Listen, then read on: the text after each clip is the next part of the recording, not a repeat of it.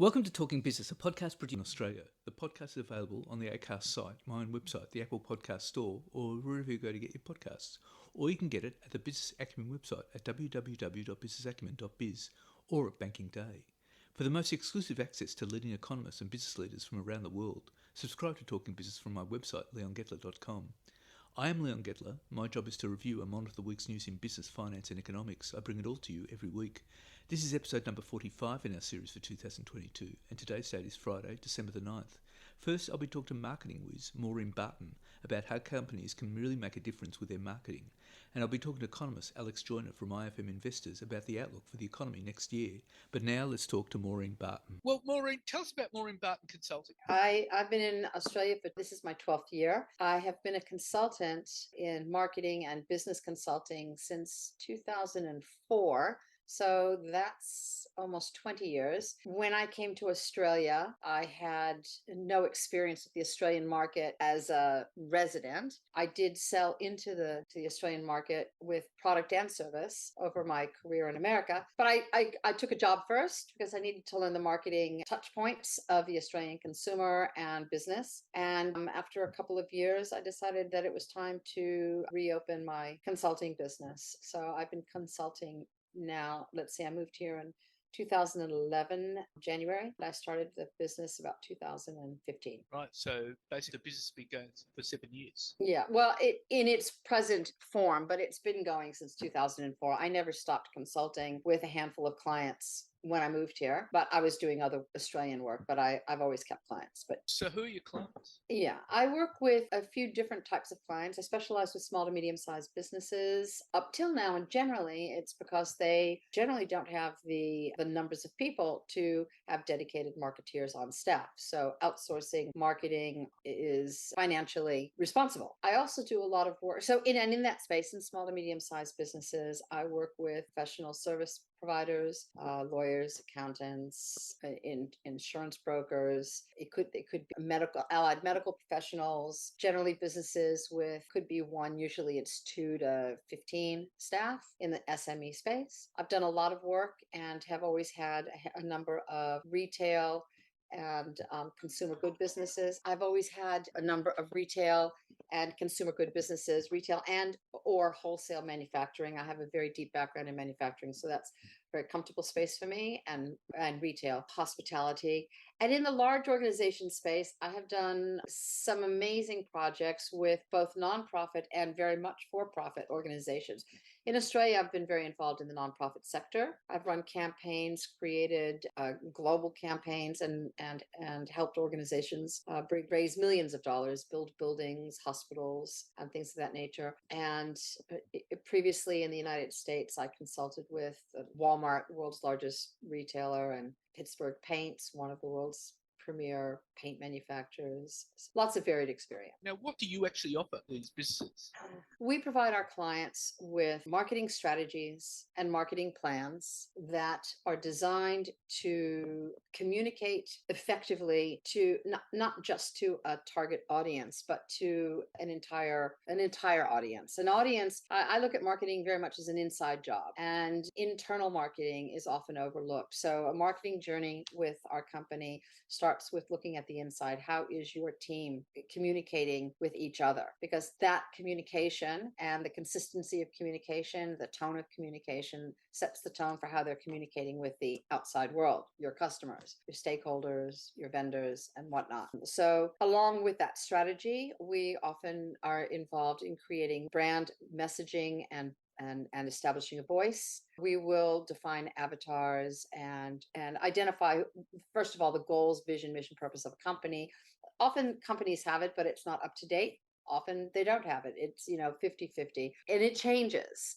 I think one of the things that I've come to understand over my decades in business is that a marketing strategy, a business plan, a marketing plan, they need to be dynamic. And if they're not being reviewed on a consistent basis, at least annually, and updated, then they're largely out of date. So we provide that service, we provide the strategy, we build marketing plans, and then we manage implementation. For most of my clients, that is probably the thing they are looking most forward to, having someone else manage making everything happen. So we build teams. The teams can be completely external. Sometimes the teams are built with internal as well as external resources. Some of my clients do have people on staff. They just need direction and mentoring and guidance. Other times they don't have people. So we'll put it out to tender, bring in bids, evaluate best opportunities, best value, and best fit for the company. It's not always the best price. It's not always the most extravagant company. It's more important the fit. So basically, you're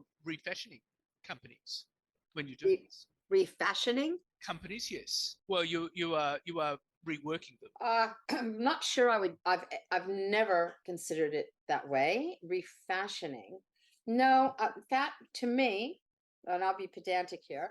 To me, fashion is temporal. Right. It's in today, out tomorrow. I'm not interested in that. Yeah. I'm a classic kind of chick. I don't buy fashion. I buy what looks good, because if it looks good today, it's going to look good tomorrow. In that same vein, in marketing, if your message is strong today, it will be strong tomorrow. If it's on trend today, it'll be out of fashion before you know it. So no, I don't refashion at all. Right. I build messages that are timeless, that are specifically targeted to the audience that you desire. So, and that's actually very important. Lots of challenge and time is spent around the challenge of, well, we want to meet these guys, those guys, and the other guys. But in identifying an avatar, you really need to drill down and say, well, I might want to talk to everybody, within 100 Ks of me, let's just say. But all those people within 100 Ks of me aren't ideal clients. They could become customers, but does that mean they're going to be ideal or even worth my time or my energy? And so part of the work we do comes down to really getting specific. Who do you actually want to work with? How challenging is that for companies? It's challenging. I think one of the things that sets us apart is that when we go into that deep dive mode with our clients, we are able to tease out that information. Sometimes, I don't know, you might find this with yourself. I know I find it to be true of me with myself. When I'm asked that question all by myself, sitting in front of my computer, typing and trying to answer some of these type of questions, I get stuck like at the very beginning, and I need someone to tease it out. And that's a strength that I have. So looking at, let's say we classify customers as A, B, C, and D. A is the best customer. They give you business all the time. They pay you fairly, on time, and they never ask for a discount, and they come back for more. Client B, well, you might have to dicker around with the price, and sometimes you win some, you lose some, but they're good. Client C, it's a little bit on the low price side. Maybe it's easy work. Sometimes it takes more out of you than you thought you'd have to put into it, but they do keep coming around. Client D, they don't pay well. They give you big jobs. They take forever to pay, and you have to make 7,000 revisions. So at the end of the day, when and if you do get paid, you were working for peanuts. I think one of the most important things is to first look and say, all right, let's segregate our client base, our avatars, the people that we are currently work with. And I say, who's A, who's B, who's C, who's D? I see you're smiling. That resonates with you. Oh, yes. Yeah. And so once you know who the D client is, you go, we don't need those guys. Yeah, they're nice people, really enjoyed. They've been on my books for 15 years. But at the end of the day, I have to pay them. It amounts. So is it challenging? Yes, because a lot of us are afraid to make changes in the mix-up of our client base. We're afraid to cut the cord or raise our prices so that it effectively cuts the cord, or change the nature of our service so that it effectively cuts the cord. But in doing so, we create new opportunities. And it's the backbone of a solid marketing strategy. You got to know who you're selling to. So where do you see yourself? Where do you see Maureen Barten Consulting moving? How do you see it growing? It's a very exciting time for the company right now, because we're moving into a very interesting space where we're now beginning to work more heavily with business owners and business leaders in mentoring them and their teams. So we'll go in and work with them on the key deliverables that we provide, which would be the messaging and making sure we're talking to and in the right language to those people, the people they want to meet, create strategies and plans, and then we mentor them so they can run with it. Or we make sure that we have those teams in place and we project manage. And it's very exciting for me because I like production. I've got a heavy background in actual product production. I like to see how things are built. I like to see them come to fruition and deliver results. And so managing a team or mentoring a team so that they make those things happen is hugely rewarding for me. Well, after talking to you, I kind of think you were always heading in that direction. What, production or mentoring or Mentoring. Well, it's a really interesting thing. Yes, it's true. And it's not something I actually ever pegged. But if I look over the course of my journey, my most fulfilling moments have been in the mentoring and the teaching. And I've employed many people over the course of my career, and I've worked for myself exclusively from the time I was 22 till today, with the exception of the first 5 years I was here in Melbourne. And so I've employed quite a few people, and I've learned that the best way to measure the value of a team member is when they leave or go on holidays or they need to be asked to leave. Are you able to pick up the pieces where they left off? Did they work transparently? Did they work following the protocols that were put in place? Because the real quality of a team member is that you can pick up where they left off and not lose time and not lose intellectual property and all of that. And that's the way we like to work with our clients.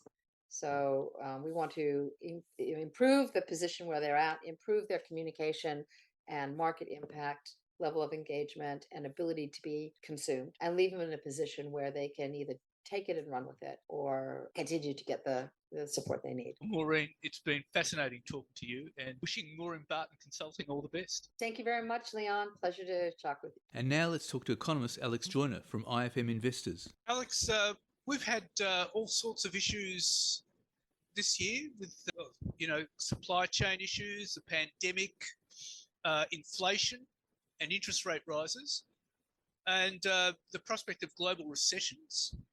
What's your view about the economy next year? Most economists have become quite bearish about global economic prospects. And I would almost characterize it as we've reached a peak bearishness in terms of a lot of the sentiment, business sentiment, consumer, investor sentiment around the world. Those levels are very, very low because most people would expect that the remedy for high inflation, which is higher interest rates, will have a negative effect on the global economy and in particular advanced economies where central bank action is most aggressive. And that will dampen economic growth into 2023. And you look at the consensus of economists, and it appears more likely than not that the advanced economies of the world will go into recession. It's less of a contentious issue to expect the UK and Europe to go into recession. That's probably what most people are thinking. Whether the US goes into a recession is probably, more of a 50-50 prospect. Fed is obviously being one of the most aggressive central banks in the world. Economic growth will no doubt slow, but they might just skirt recession and just have very weak growth. And then you bring it back here to Australia. The prospect of a recession is unlikely in my view in 2023, just because we've already seen the Reserve Bank be very cognizant of the impact of its policy on the Australian economy. And also we still have a little bit of a tailwind from high terms of trade, and we expect population growth to come back. Australia has one of the highest population growth rates in the advanced economy world, and that will see our economy sort of have a buffer against what will likely be a global downturn. Okay, so less chance of Australia going into recession, but you'd have to say that the central bank's raising interest rates has done very little to stop inflation rising. Well, that's right. It's central banks are responding to what is an unprecedented supply shock, at least in the inflation targeting period. It's something akin to the 70s, but this was before the 70s were obviously before central banks were so prominent in the global economy. And the situation is, we all know that supply and limitations on supply have been a key factor in driving up inflation rates. What central banks have tried to do is bring down demand to meet supply. So demand had been very, very strong coming out of the pandemic. We're in a situation where fiscal policy was very proactive and very effective. So demand in advanced economies was quite strong, and central banks are trying to take the edge off that. Now, they have had to try quite a bit. The household sector has been quite resilient, economies have been quite resilient, but they are now starting to gain traction. You would probably think in the US that we are around or just through the peak in inflation in that economy, and we should approach similar peaks, although a little bit higher in the UK and Eurozone. So we're probably likely through the worst of inflation globally, but how it comes down is really going to define 2023. I think most people think that the global environment has softened enough to see inflation rates come back down from that 8 to 9% year on year rate to something like 4 to 5% year on year. But that's still not near central bank targets of 2% in the case of the Fed. So what we'll need to see is central banks probably do more next year, at least in the first half, and then interest rates will probably be at those levels for an extended period of time until the reserve banks of the world or the central banks of the world are comfortable that inflation will get back to their target levels. So you would see interest rates still going up in the first half of next year? I think that's pretty consensus. The Fed has highlighted many times just how hawkish it is on inflation and how it is willing to inflict economic damage on the US economy to get inflation under control. So that's probably the US is probably the one that we're most certain about will continue to raise rates. The UK, Eurozone have also sort of committed to further rate hikes. And the Reserve Bank here in Australia, although they're more than likely to raise interest rates by 25 basis points at their next meeting, which is in December, look, they have a break over the summer period in which they can reassess. And, I think really the Reserve Bank will be the first central bank to really be fine-tuning its policy. And that will happen in the first part of 2023. But I think for the Reserve Bank, at least, most of the work that it has to do on interest rates has been done this year. And it really won't have too much to do next year at all. So you don't anticipate interest rate rises from February next year, or maybe one or two? Well, I think it's a first quarter situation. It really depends how inflation plays out in the Australian context. We are likely to see it peak in the fourth quarter, but we don't get those, we don't get the next quarter's data until January. So we're really sort of flying a little bit more blind than other central banks in terms of how we see inflation. Now, we do get those monthly figures, but I don't think anyone has gained significant comfort around those just yet to be able to make a central bank or monetary policy call. So, I think, the Reserve Bank is going to see over the summer period that the global economy is deteriorating. We're likely to see some deterioration or further deterioration in the Australian economy.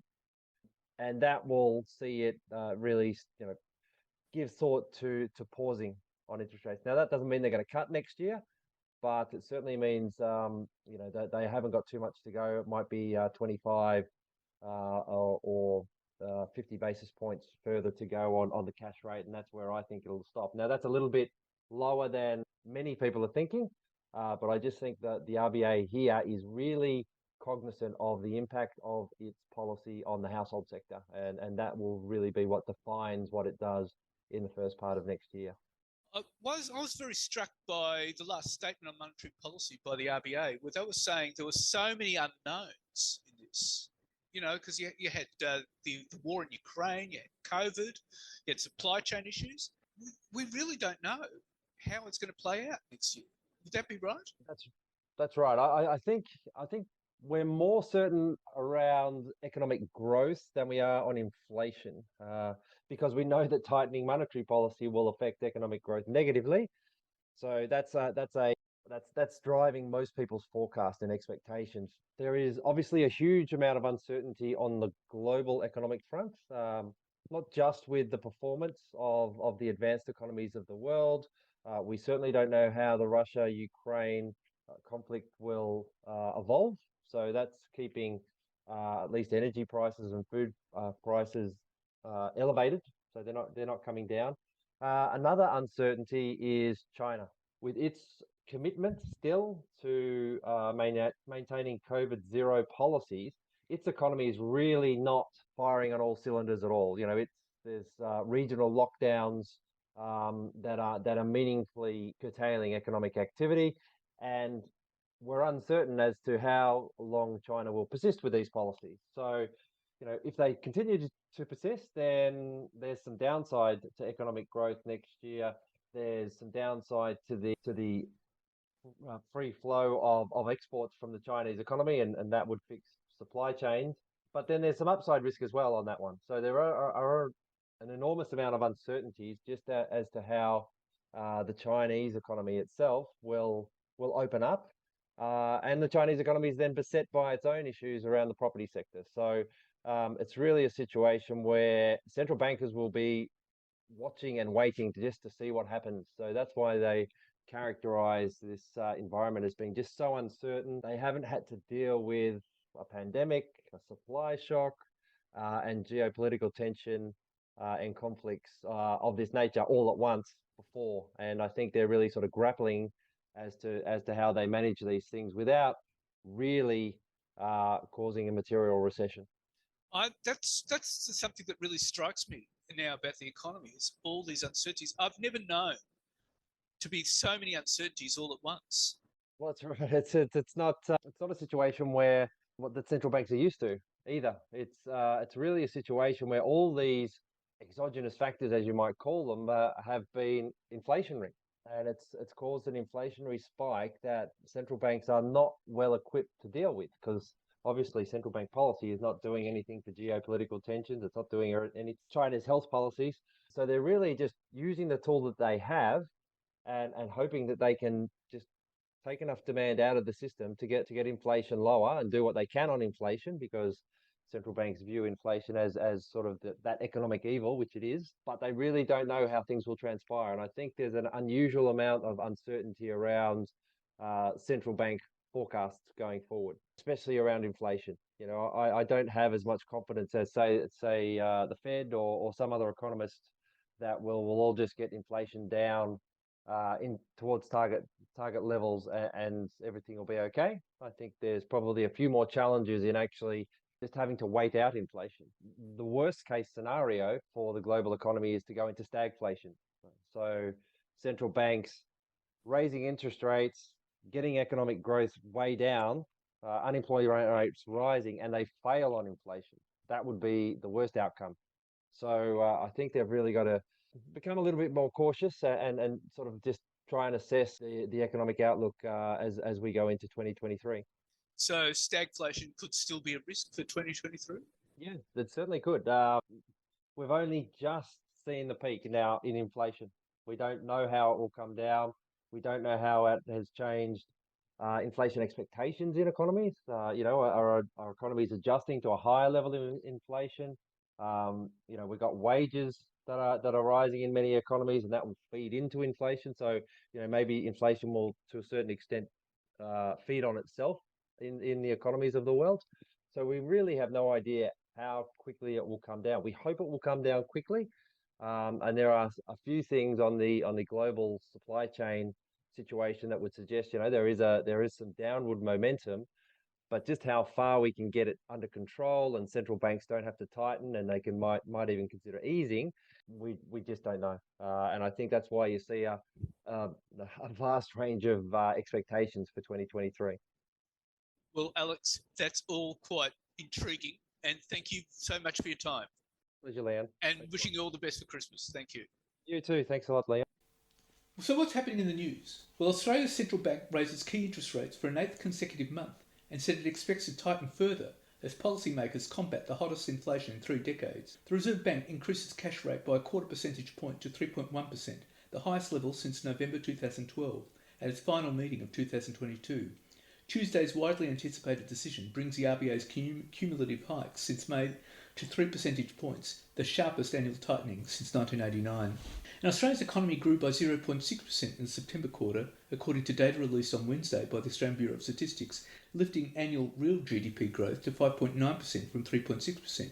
The figures missed consensus. Economists polled by Reuters had forecast a gain of 0.7% in the September quarter and 6.2% year on year.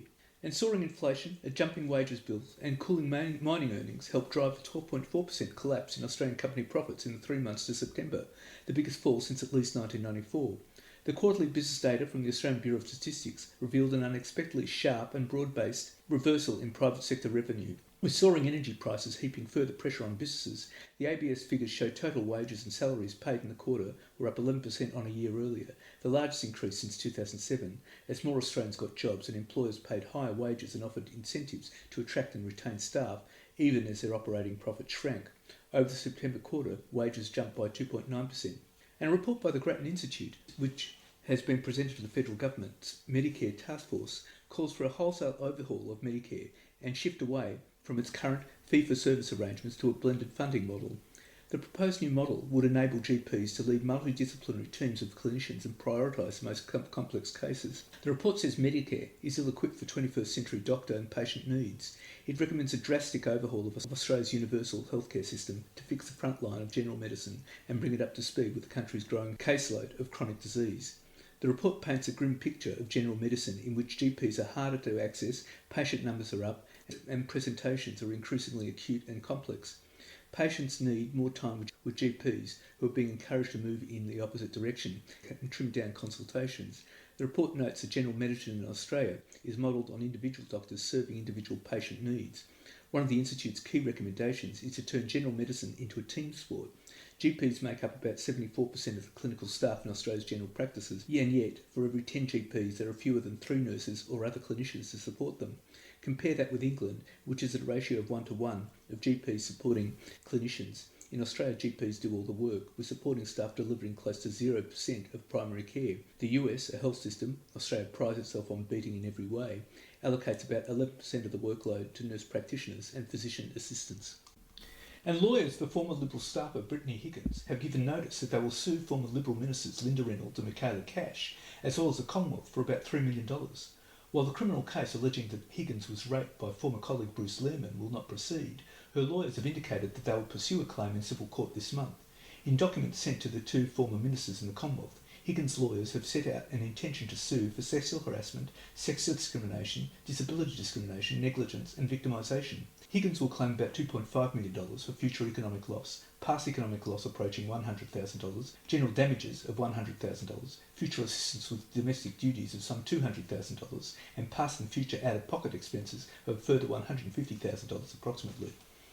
And National Australia Bank said business loans to finance electric vehicles, or EVs, and plug-in hybrids have ballooned by 900% since 2020 and expected further strong growth in EV lending. Loans for solar assets, such as solar panels and batteries, have jumped 600% since 2020. While the growth is off a low base and NAB did not reveal the dollar value of these loan portfolios, Group Executive of Business and Private Banking Andrew Irvine said the trend showed Australian businesses wanted to invest to lower their carbon emissions and curb high energy costs. Macquarie analysts said the Big Four banks' sustainable finance commitments had hit $315 billion, and NAB's targets for cutting emissions from its lending for oil, gas and cement manufacturing were the most ambitious of the Big Four. Westpac had the most ambitious target in the power generation sector, the analyst said. And solar power is set to overtake coal as the world's largest power source by 2027, and the uptake of hydrogen technologies will help Australia deliver its own net zero goals, according to the latest report from the International Energy Agency. The IEA report said the war in Ukraine had accelerated the move to cheaper clean energy sources such as wind and solar. Renewable energy in total will overtake coal as the largest source of global electricity generation by 2025, according to the latest IEA update. In Australia, new state-level auctions and high demand for corporate power purchase agreements are expected to boost Australia's renewable power capacity by more than 85% over the next 5 years. The first truly global energy crisis, triggered by Russia's invasion of Ukraine, has sparked unprecedented momentum for renewables, the report said. Fossil fuel supply disruptions have underlined the energy security benefits of domestically generated renewable electricity, leading many countries to strengthen policies supporting renewables. Meanwhile, higher fossil fuel prices worldwide have improved the competitiveness of solar PV and wind generation against other fuels. The IEA report released in Paris predicted the total capacity of renewable energy is set to double in the next 5 years, leaving open the possibility of limiting global warming to 1.5 degrees, a key goal of international climate agreements. More than 2,400 gigawatts of new renewables is expected to be installed around the world, the equivalent of the entire installed power capacity in China today. According to the IEA, this is an 85% acceleration from the previous 5 years and almost 30% higher than what was forecast in last year's report. While countries might be turning to coal-fired power to help them cope with a ban on Russian gas, the report showed renewables would account for 90% of global capacity expansion over the next 5 years. And soaring iron ore, coal and natural gas are set to add $58 billion to tax revenue over 4 years and deliver Treasurer Jim Chalmers a Christmas miracle, our federal budget bottom line temporarily in balance. But while a boon for exporters, high commodity prices are driving domestic inflation, placing huge strain on household budgets and forcing a major intervention in the energy market by the Albanese government. Better than expected thermal coal prices will add about $5 billion to the budget in 2022-23 and $15 billion in 2023-24, according to veteran budget forecaster Chris Richardson's mid-year economic review. That will help the budget briefly get it back into balance over calendar 2022 before structural spending pressures on social services and defence plunge the bottom line back into the red for the foreseeable future.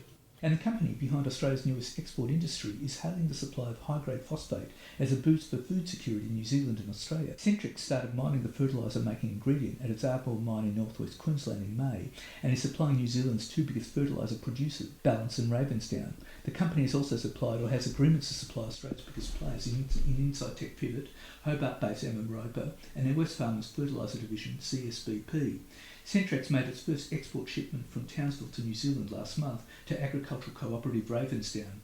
A second 7,000-tonne shipment was due to leave the Queensland port on Sunday under a similar offtake deal with Balance Agri-Nutrients. The high-grade phosphate will be turned into superphosphate essential to pasture growth needed in dairy, lamb and beef production that provides a backbone of the New Zealand economy.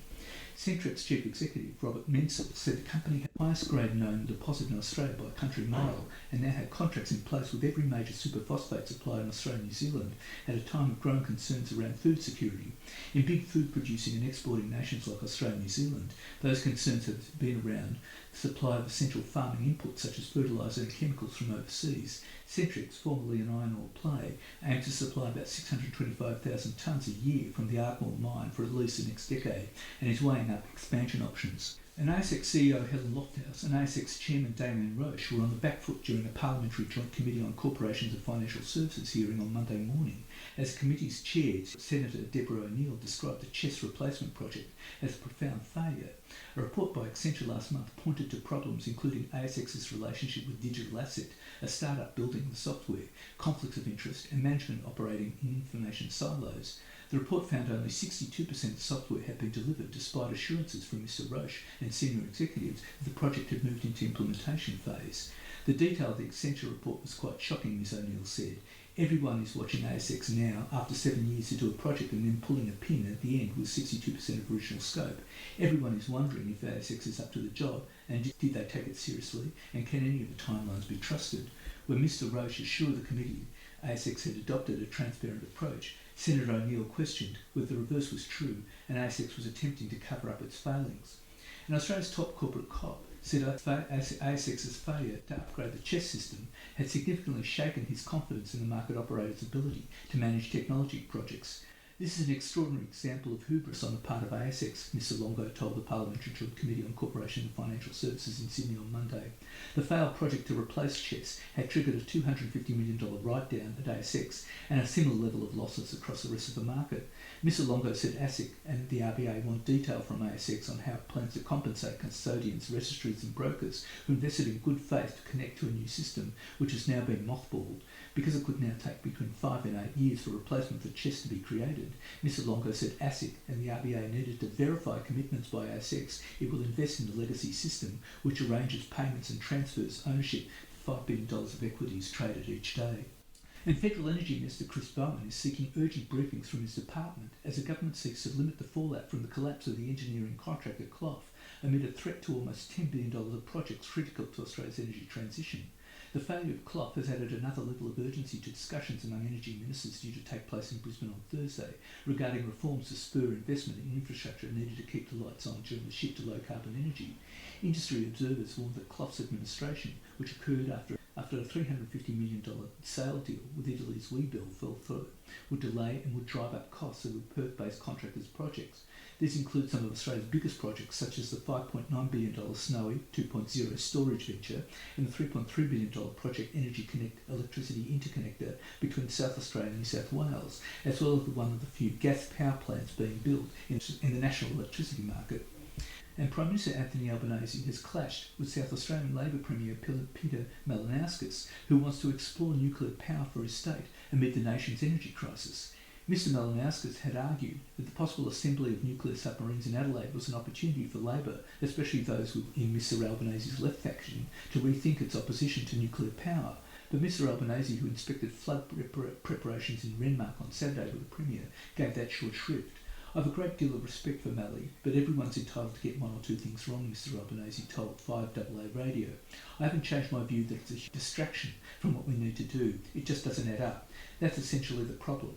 Every 5 years or so we have this economic analysis of whether nuclear power stacks up, and every time it's rejected. The popular Mr Malinauskas argued the planned construction of nuclear-powered submarines in Adelaide should ease public concern over nuclear energy.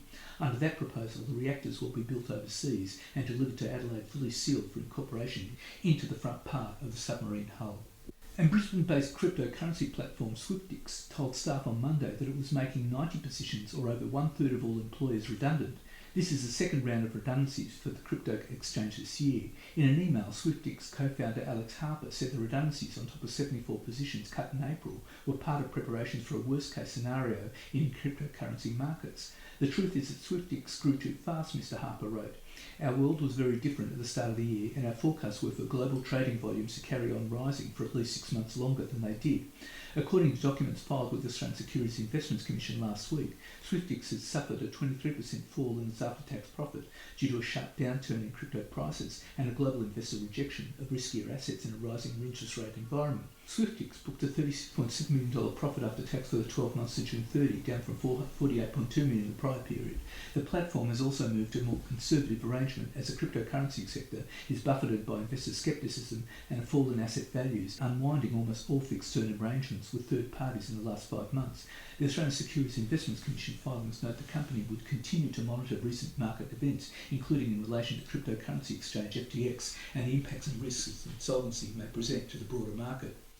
And the competition watchdog says it will monitor closely domestic airfares to ensure they will add extra seats in flights to bring down airfares, which have hit 15-year highs. An Australian Competition and Consumer Commission airline monitoring report found December airfares were about 27% higher than they were in October 2019. And with discount fares selling out quickly, the cost of flying had doubled since April to reach the highest level since 2007. The ACCC will be monitoring the domestic airlines closely to ensure they return capacity to the market in a timely manner to bring downward pressure on airfares, the report says. In this context, the ACCC would be concerned if the airlines withheld capacity in order to keep airfares high. Looking ahead, the ACCC says air travel will not normalise until supply and demand move closer to pre-pandemic levels. And that's it for this week. And next week I'll be talking to Andy Thiss, head of Anaplan ANZ, a planning software company used by leading ANZ enterprises across consumer packaged goods, retail, finance and healthcare to help them better plan for the future. And I'll be talking to CommSec Chief Economist Craig James about the market outlook for 2023.